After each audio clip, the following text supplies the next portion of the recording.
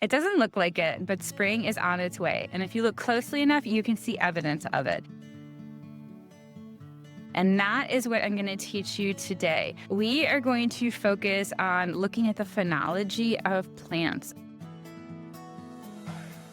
Phenology is just a fancy word to describe the timing of things in nature, especially in relation to the annual life cycles of living things. For instance, the arrival of migrating birds. We're going to talk about plants, and for right now in the season, looking for evidence of buds. Not only are plants important for wildlife because they provide forage and habitat, but by more modern definitions, plants are now considered wildlife too. I used to think plants were boring, but I just wasn't looking at them closely enough and learning enough about them. Today I'm going to teach you what to look for and how to enter really important information for scientists to understand the timing of things in nature. What you're going to do is take a walk and look for buds and then upload this information to iNaturalist. Buds are flowers that have not yet bloomed or a baby leaf that will soon unfurl. As buds, this new growth is protected from the cold, often under modified leaves called scales.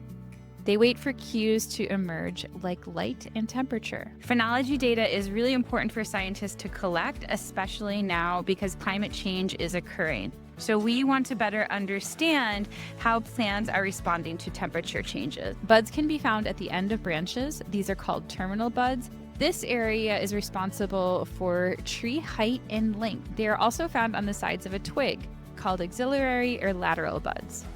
These buds can be opposite each other, alternating along the stem, or whorled, where several leaves will emerge from all sides at one position. These characteristics are used in identifying a plant even in the wintertime. When taking a photo of buds for iNaturalist, make sure to take a photo of the tree bark. The scars from buds reveal the number of years of growth, just like rings within a tree trunk.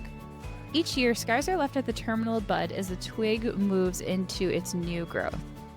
You can count the number of terminal bud scale scars along a twig and know how many years it has grown. Buds have a variety of shapes, sizes, color, and textures. The little plant buds that you observe are perfect for nature journaling. I highly recommend that you spend some time observing them, drawing them, taking some measurements, and really noticing the little nuances, the little subtleties that are in these buds. I found these two, and I'm already noticing new things every time I look at them. I'm going to bring them home and include them in my nature journal. You can also bring them home and put them in a vase with water to force them to bloom and see what comes up, leaves or flowers. One of the ways that you can help scientists with phenological data is by uploading it on iNaturalist.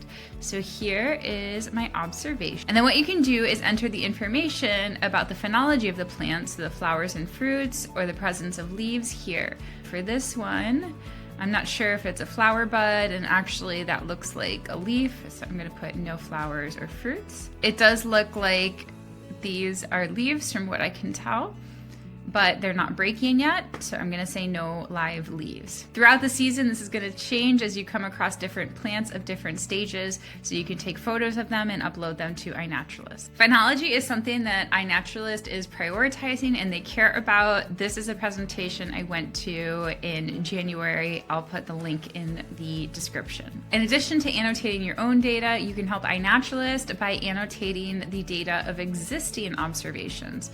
Here I'm looking at observations near Chicago. I selected plants, research grade, and I can look at some of these and add information.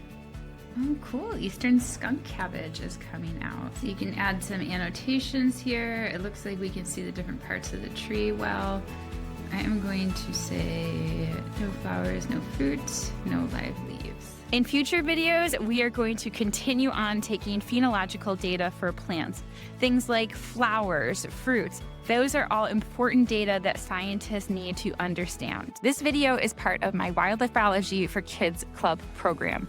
You will get the accompanying downloadable activities. Take them into your backyard, into your neighborhood, and use them to explore nature together. Get access to a community of like-minded individuals to share your findings and get inspired by what others discover. Interact with me and there will be exclusive content. Check out the description below for the enrollment link. You can enroll at any time. These activities are meant to be fun, easy, and intentional to get you and your child outside, discovering nature, fostering their curiosity, and connecting together. Make sure you subscribe so that you get the notification when the next video is out.